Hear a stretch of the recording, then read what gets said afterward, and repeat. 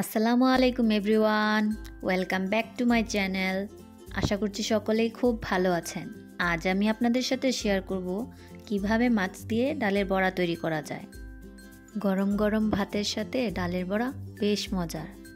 আশা করছি সকলের ভিডিওটি ভালো লাগবে।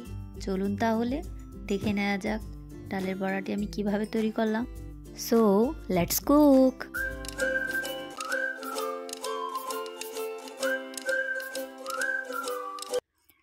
এখানে আমি বড়াটি তৈরি করতে দু ধরনের ডালের ব্যবহার করছি, মুসুর ডাল ও অ্যাঙ্কার ডাল। আপনারা চাইলে ঘরে থাকা অন্য প্রকার ডালও অ্যাড করতে পারেন। আমি নিয়ে নিচ্ছি মুসুর ডাল আধা কাপ, অ্যাঙ্কার ডাল আধা কাপ ও পানি 1 কাপ পরিমাণ। এবার ডালগুলোকে একসাথে নিয়ে পানি অ্যাড করে আধা ঘন্টা ভিজিয়ে নেব। আমি একটি বড় বাটি নিয়ে নিচ্ছি। এবার বড় বাটিতে দিয়ে দিচ্ছি পেস্ট করা ডাল বাটা। ছোট মাছগুলোর পেস্ট আমি অফ ক্যামেরাতে করে নিয়েছি। দিয়ে দিচ্ছি মাছ বাটা আধা কাপ পরিমাণের।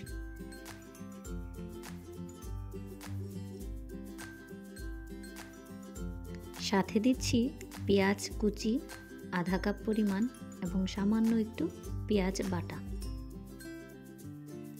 অ্যাড করছি চা চামচের 1 চামচ রসুন বাটা ও চা চামচের 1 চামচ আদা বাটা আর 2টো কাঁচামরিচ কুচি।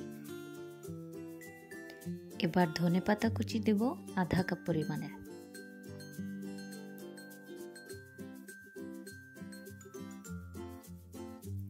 এর সাথে অ্যাড করব শুকনো চালের গুঁড়ো, এতে করে বড়াগুলো বেশ মুচমুচে হবে।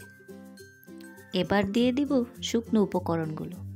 দিয়ে দিচ্ছি সামান্য পরিমাণ হলুদ গুঁড়ো, মরিচ গুঁড়ো, জিরে গুঁড়ো এবং ধনে গুঁড়ো। সবশেষে দিয়ে দিচ্ছি স্বাদমতো লবণ। এবার সবগুলো উপকরণ মেশানোর পালা। সবগুলো উপকরণকে আমি বেশ ভালো করে মেখে নিচ্ছি। উপকরণগুলো মাখানো যত ভালো হবে এর স্বাদটাও তত ভালো আসবে।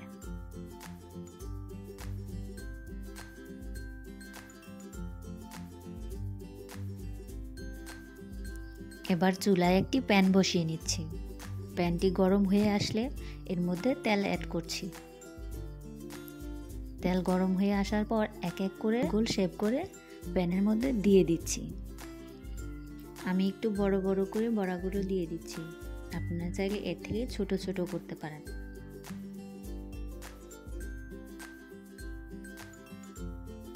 কিছুক্ষণ জাল করে এক পাশ ভালো করে ভেজে নিচ্ছি। এক পাশ হয়ে আসলে বড়াগুলোকে উল্টে দিচ্ছি।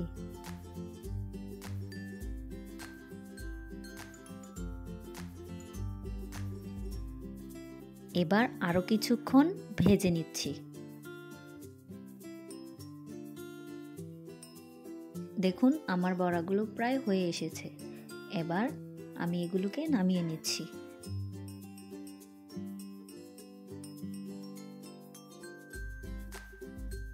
অবশিষ্ট বড়াগুলোকে এক এক করে দিয়ে দিচ্ছি।